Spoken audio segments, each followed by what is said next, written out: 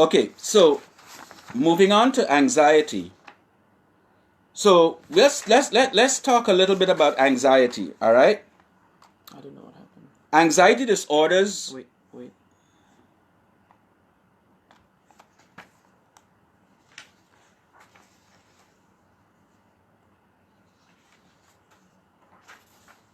I don't know what happened, but I think we could continue. Okay, so when we talk about anxiety, anxiety disorders differ from normal stress and anxiety. The symptoms of an anxiety disorder are more severe and can cause impairment in daily life, which means they affect your work and your relationships. So, what does anxiety look like? Okay, how many of you have experienced, sweaty palms, sweating, heart palpitations, shortness of breath, your mind racing and confused, your legs feeling like jelly, like you want to run, your stomach feeling in knots? Okay, and let's also remember that children experience mental health and stress and anxiety. And how do they represent it? How do they represent mental health in children? Oh, I have a headache, or my stomach is hurting me, or I don't feel like I'm getting enough air. So you need to pay attention to when children are talking about how they are representing mental health, that they may be dealing with stress, anxiety, or they may be feeling depressed. Okay? So we talk about the physical signs is cardiovascular, respiratory, neurological, gastrointestinal, and musculoskeletal. When we talk of behavior, it's avoiding situations or obsessive compulsive behavior or distress in social situations or phobic behavior. And psychological, we talk about unrealistic or excessive fear and worry about past or future events. We talk about the mind racing or going blank, decreased concentration, memory, indecisiveness, irritability, impatience, anger, confusion. So if we want to talk about anxiety, let's look out for feelings of fear, flight, freezing, immobility, feeling paralyzed, the inability to focus or concentrate, distractibility or unusual intense concentration, unusual sweating or feeling cold, so you're bundling up in clothing and it's 95 degrees outside, or you're wearing very little clothing and it's freezing outside. Now let's understand that somebody who's using drugs may also be having those kind of reactions. So it may be important to understand what is going on with the person. Not getting enough sleep. Okay, so you're waking up tired and looking drained. Okay? Erratic for women, erratic or irregular menstrual cycle. Or for men, not having erections or inability to maintain an erection. For for everyone, eating too much or too little, putting on weight or losing weight, and withdrawal from others.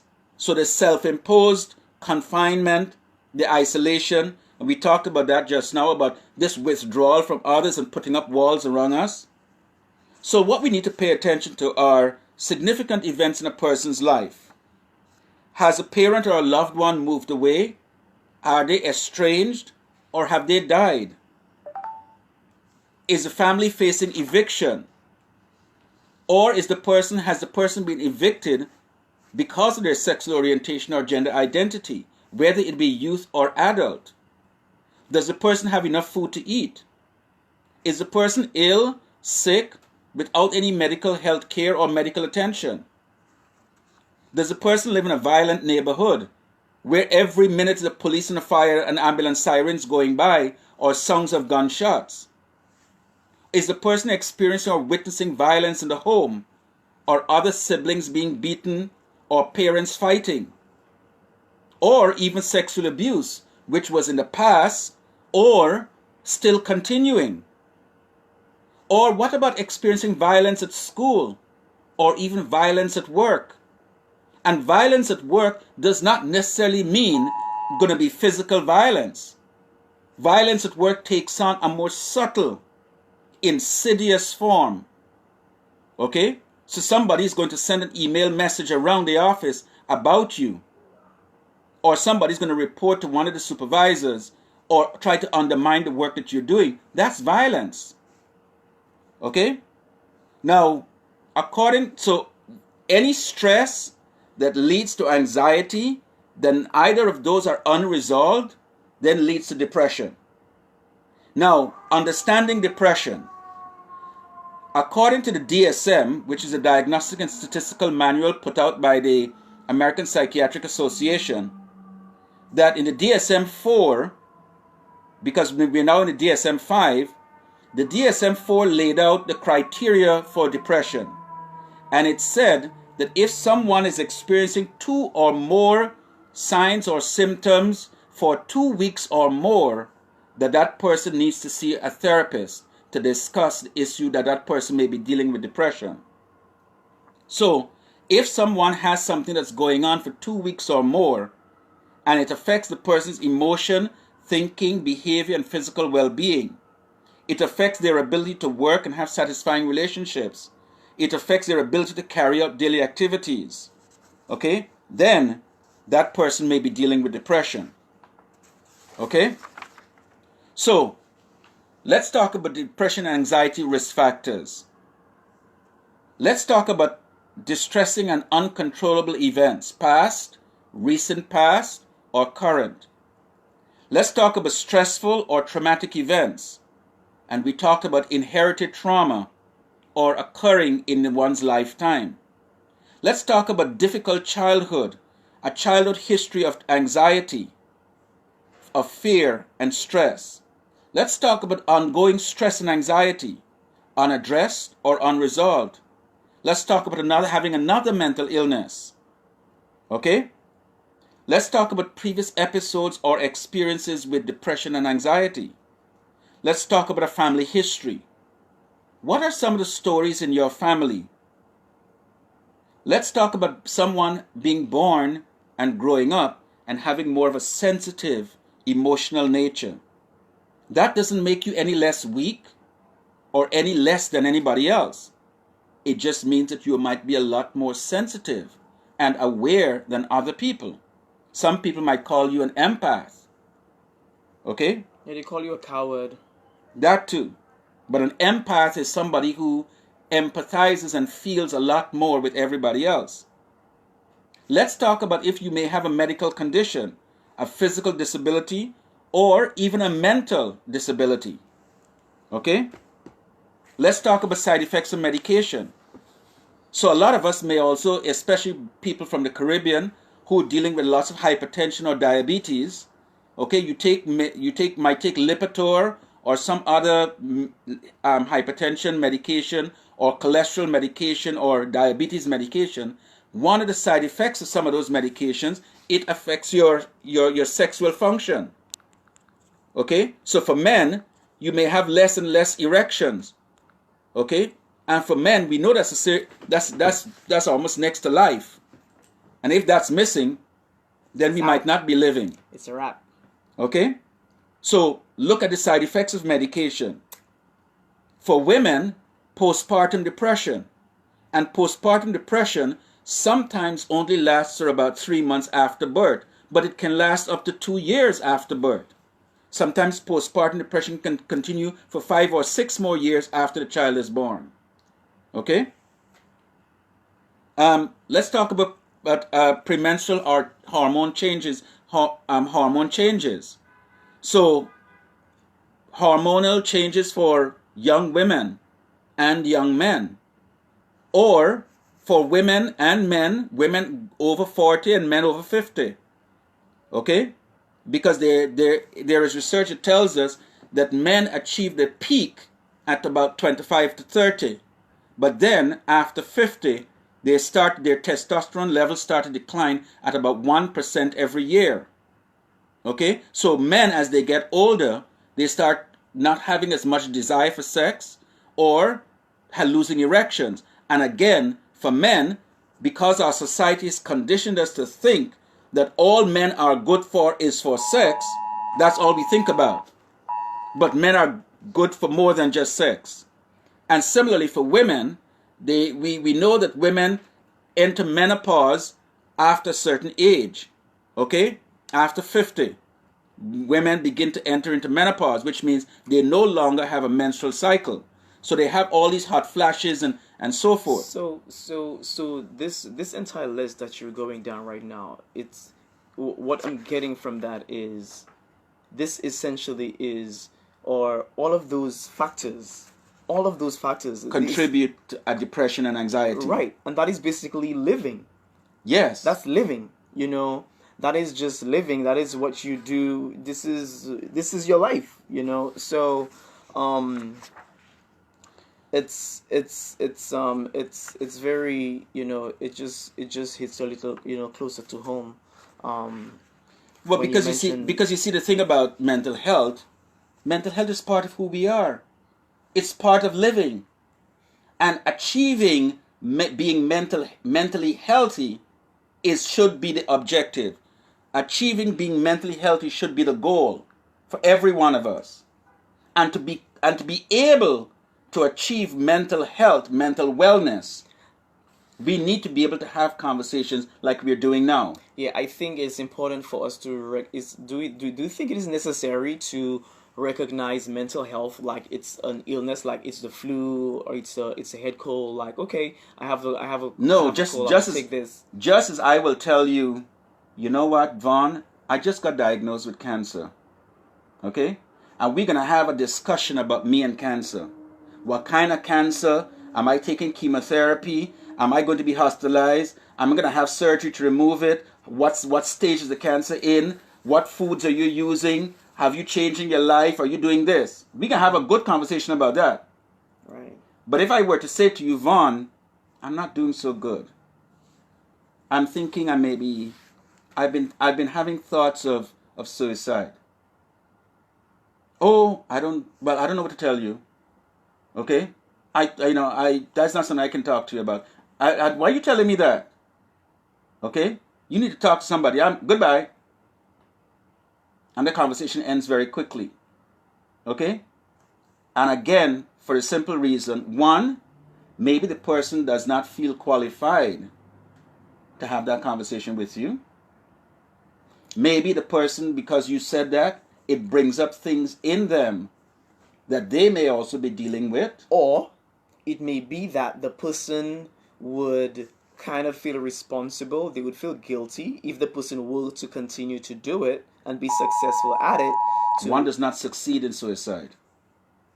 One completes suicide. They complete it. And if you remember when we at the presentation last Saturday, I did an exercise with everybody. And I asked you to ask each other a question. And that question is important because it normalizes that question.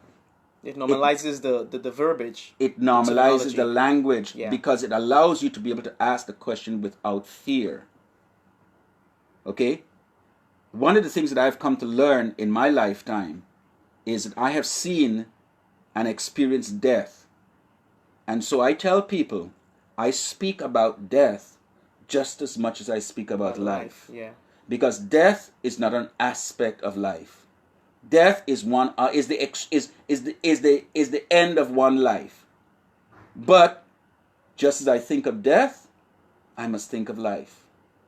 And life and death go together. I celebrate death just as much as I celebrate life. Okay? But the difference is that when we talk about a suicide, it's very often for people who are dealing with depression, and depression being the precursor to suicide, is very often they may be feeling a pain. They may be feeling just wanting to end what they're feeling. And the only thing they can think about is suicide. However, because we have been conditioned not to have conversations about suicide, not to have conversations about depression, that we keep it in. We are afraid to tell people. We are afraid of how people will judge us. We are afraid how people will think about us. So now, in many states in the United States, in many companies, people are able to ask their bosses to take a mental health day. because number of corporations, including Fortune 500 and blue chip companies, are recognizing the importance of their employees' mental health. Okay? My friend Marie Jeffries is saying this topic is very touching. It brought me back to a position I had to deal with having someone in your care with mental illness. I felt stuck not knowing what or how to help. And so the fact that Marie can say that, okay, is first of all admitting her limitation. But second, that Marie is now challenged that the next time she is encountering someone, she should be prepared. Therefore, what does Marie need to do now? Marie needs to go read up, ask questions, maybe even talk to a therapist herself, so that when someone approaches her or says, this is what I'm dealing with, Marie will be able to say, you know what? This is how I can help you. I'm not a therapist. I'm not professional, but I can help connect you to somebody who I believe may be able to help you better than I can. Yeah. Okay? Yeah. I remember, was it last year? Not last year. Maybe earlier last year or year before, there was a suicide in another community in St. Lucia. And someone said to me that they wish that that person had spoken to me. Maybe they would not have done that. I didn't know the person. I didn't know them. And I was not on the island at the time that happened. However, I was not sure how to feel. Because that person who was telling me that could have reached out to me. So when you have a situation where, like the one that happened last year, the person said, "Oh, so the situation last year, he hanged. He hanged himself. He was found hanging." And they come back saying that, "Oh, when we got there, he was sweating," meaning he was still alive when you got there. So I want you to just touch a little bit on situations where people are able to see things, and instead of taking a picture or recording it, I want them to be able to do something at that time. Well, again, it comes back to the whole culture that we live in. The culture that we live in today is a video culture. Okay? Where everybody, like you said at the beginning of this show, is all about likes. Okay? Because everybody is looking for their 50 minutes of fame or more. Okay? And so there's a problem in the sense of the culture that there's an absence of something real. Okay? We don't read much anymore. Okay? We only respond by text. And if you look at somebody, they're on Instagram or on their Facebook, and they're not reading the comments, they're not reading the captions, they're looking at pictures. Yeah, they don't read. They do not read. So it's all about imagery. So if I post a picture on Facebook now, I'm going to get 600 likes. But if I post something in text, nobody's going to read it. Yeah. Now, it's the culture. It's the culture that we live in. Okay? So two people are having a fight. Instead of somebody stepping in to part them, everybody can stand up and videotape it. Because it's going on FaceTime, it's going on YouTube, it's going on WhatsApp, it's going on Instagram. Okay? Not even thinking how much damage that is doing to the person. Mm-hmm. Okay? Not even think, but it's the culture we live in. Alright? Now, when somebody attempts to take their life, I'm a mental health first aid instructor in both adults and youth mental health first aid. When I did my mental health youth training in about mid last year, okay? Mm-hmm. The youth. Okay. I've been a mental health adult trainer for a number of years. Right, because I got my last January. You had me get my last January. Right, yeah. But so that was a youth. I just did the youth for young people, which is different to the adult. Yeah. They showed us a video And a few nights ago on CBS 60 Minutes, they actually carried the story of the guy Kevin, who had jumped from the Golden Gate Bridge in San Francisco. But in the video that we looked at in the training that I did, Kevin talked about he knew that something was wrong. And the day he made up, before that, he had gone online and Googled places in San Francisco where one can go to kill themselves. And he found that one place that is common is the Golden Gate Bridge. Okay? And the morning he got up, his father, who he lived with, thought that something was wrong. And the father said, well, why don't you come to the office with me today and hang out? He says, no, I'm not going to do that. I'm going to stay home. The father said, you sure you don't want to come? He says, no, I'll stay home. So the father left and went to work. He got up, got dressed, got on a bus en route to the Golden Gate Bridge. He sat at the back of the bus, he said. He said he was crying. And nobody on that bus asked him what was wrong. He says, I wished that somebody on that bus asked me what was wrong. Why was I crying? He said he got off the bus, he walked on the Golden Gate Bridge, climbed up on the Golden Gate Bridge, and a woman came towards him with a big fancy hat, her sunglasses on, and with a camera, and asked him to take a picture of her with the Golden Gate Bridge. He got off of the Golden Gate Bridge, off the ledge, took her photograph, she took back the camera, said thank you, and turned and walked away. He is literally crying while he's doing this, and she did not even ask, what is wrong? What is going on? What is happening? He said he climbed back up on the bridge, and then he thought to himself, no one cares about me. And he jumped. He hit the water, and he said that he did not know that at the same time that he hit the water, a seal was coming back from the Pacific through the San Francisco harbor. And the seal saw when he hit the water, and the seal swam and pushed him up to the surface. And as he came up to the surface, there was a Coast Guard boat that was doing its rounds. And they saw him and plucked him out of the water. He fractured his hip and both legs. But he's still alive. And he said, the most important thing for me is that no one was interested to ask me what was wrong. How can I help you?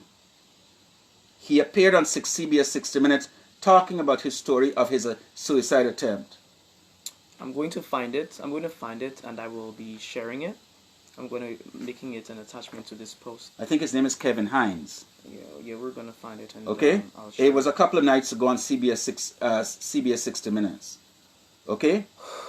So, when you talk about this young man who was found hanging, yes, everybody's going to go and take pictures. But understand that when they take the picture, there are two things that are going on there. One is, they are removing themselves from the event that's going on. And two, by taking that image, they are further re-traumatizing themselves, because that image is going to still be on their phone. And how many times they're going to look at it? And why are they looking at it? Okay, are they deriving some kind of perverse pleasure from looking at somebody hanging? Or are they reminding themselves that by seeing someone hanging is something that I will not do? Or are they telling themselves, if I were to do it, I will make sure nobody is around to take a picture? Okay? Or by taking the picture, they have removed themselves from it. Do you understand? So that it is a picture, it doesn't affect them. it's not real. Okay? Now, the other thing is that you said that the people in the village, in the community said, if he had spoken to you, okay, regardless whether you were in St. Lucia or not at the time, again, they recognized that you might have been able to step in to offer some words of guidance, of comfort, to offer some assistance somehow. Okay? That is why they thought that he should have reached out to you, or if he had known. But understand something. When someone is struggling with depression, very often they don't think about anybody else what's going on inside. Because very often they'll be like, you ask them what's going on, you wouldn't understand. You don't know what I'm talking. You wouldn't understand what I'm talking about. You don't know what I'm talking about. Okay? Then all you have to do is, all right, you tell me. Help me understand. Tell me what it is that you think I need to know to understand what you're going through. And perhaps, if I tell you my story, then we'll realize that it's almost the same story. Because someone who's struggling with depression, severe depression, very often they feel alone. They feel that I am the only person in the world who's dealing with this. Nobody else will understand. Nobody else knows what I'm going through. And I'm afraid to tell anybody because of how they will think about me. Yeah. So the issue is, very simply, let me find a way to have these conversations a lot more. So for a lot of your viewers and people who are listening to this show, that they should allow themselves to have conversations. So when I ask you, Vaughn, how are you doing? You just don't tell me, oh, I'm fine. I'm gonna ask you again. Let's do this again. Yeah. How are you doing? How are you really doing? No. I'm not gonna put in the adverb. I'm not gonna qualify it. How are you doing? And I'm emphasizing that. Because if I ask you how you're doing, Vaughn, it's because I want to know. Yeah. Okay? And if you are thinking that you don't want to tell me because you don't want to put your burden on me, true, but you know what? I may be able to say, well, Vaughn, I can't personally help you, but I know somebody who may be. Do you mind if I, look for some information and I'll get it to you? Okay? I'll do what I can to help you. Okay? We live in a culture where how you doing is saying hi, good morning. Well, yeah. And half the times, it's like they ask, but they're not even looking they don't for care. An answer. They're not looking for an answer. They're not looking for an answer. Hey, how you doing? That's it. We're not here asking how you really do. But in your experience with me, how personally, you really, yeah, I know. When I ask you, Vaughn, how you doing, and you tell me, oh, I'm fine, I'm like, nope, let's start this again. Let's start this again, Vaughn. How are you doing? Okay, because I'm asking because I want to know. Yeah. Okay. Well, yeah. I want to know, and if you tell me what is going on, you know me, so. Okay, and just the other night we were coming from this thing, and you said you don't want to complain. I said, even if you think you don't want to complain, it may be necessary to complain because one, you get to hear your voice actually say what it is that's going on, and two, I may be listening to you and thinking, what resources or what can I do to put in your way to help you? Do you understand what I'm saying? And again, and it is interesting how this entire conversation has come full circle. Because remember, we began by talking about how even though we are independent, we are still dependent on others. Mm-hmm. So if I ask you how you're doing, I am asking you how you're doing because I want to know, to be able to see how best I can help you. And what resources, what things I can put in your way to help you be better. Yeah. Okay? Yeah. You always do. So it comes full circle. Yeah. So we good? Yeah, it's 9:04. Yes, oh God, yes. I'm going to thank everybody for tuning in. So we have two videos. We have a part 1 and we have part 2. Once I get them all sliced up, I'll be loading them on the YouTube channel, on the YouTube page. And thank you for everyone, you know, who chimed in. I think for the most part we touched on everything that was more or less mentioned. Natalia, when parents really pay attention to their kids, the signs of suicide are glaring. As much as we need, as much as we need to parent our children, we need to be the first friend that our children have. I really like that.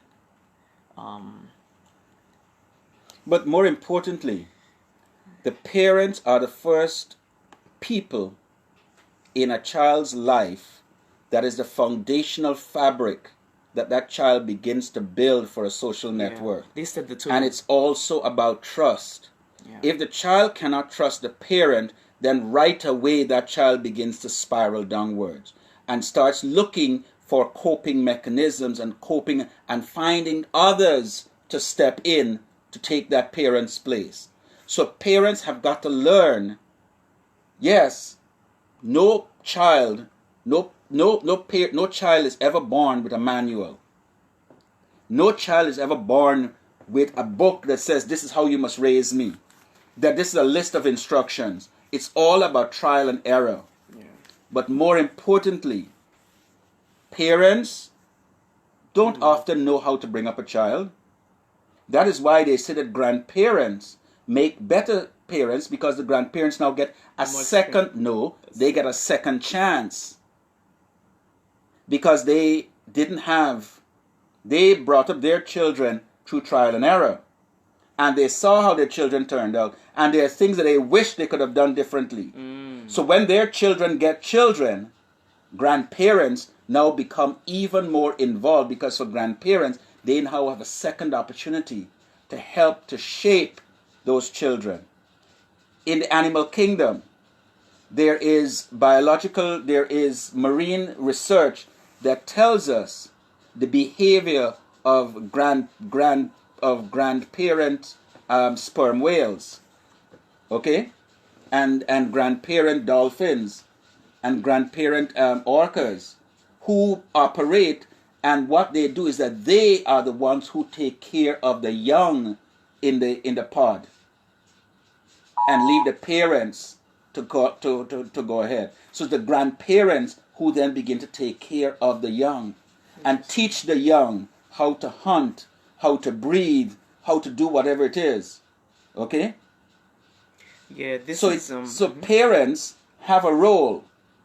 And one of the parents' primary roles with their children, is helping their children to learn to develop trust. All right. So on that note, I think we could wrap it up, because Yes, we could please. talk a lot. Yes, oh God, I'm but hungry. this has been really fun. I'm hungry. This has been not fun, but it's been really good, very insightful. You know, Chad said this is a very tough subject. You're both brave to take this on. Thank you. This opens doors. I think we should do this again soon. And I want this video to be liked and shared all over, and I want you guys to continue commenting. Feel free to leave your comments, and I will, try to get through as many as possible. And when we do the next video, I'm going to be releasing the information so that you could actually register, for those of you who want to become certified in mental health first aid. That's mental health first aid? Mm-hmm. Yes, that certification to be able So to... there's a mental health first aid training taking place the 29th of February in Queens. Yeah. So there's that one. You guys can go online to Thrive NYC, mental health first aid. I'm gonna put in the website into the and post. you can register there for it. Yes. I think I'm supposed to be doing that mental health first aid training. Okay. So it's an all-day training. It's for 8 hours, and I go more in depth than what I just did in an hour and a half. Yeah. Okay? Yeah. I cover a number of different things. It's a whole day exercise. I've done it. It's good. You're going to love it, and it's going to teach you how you're going to, recognize those symptoms, what to do with them, how what to do is going to you're going to become empowered in knowing. So Marie Jeffries, you can sign up for that. So I will be putting the information in there and let you know when you could go in and register and all that fun stuff. But thank you so much for tuning in. I really truly appreciate you guys. Thank you, Antoine. And Good. Thanks, Vaughn. have a good night. All right. Have a Thank great you. weekend, everybody. Be safe out there and stay warm. To Have a good those night, in New York, everybody. those in St. Lucia, I'll see you soon. Bye bye.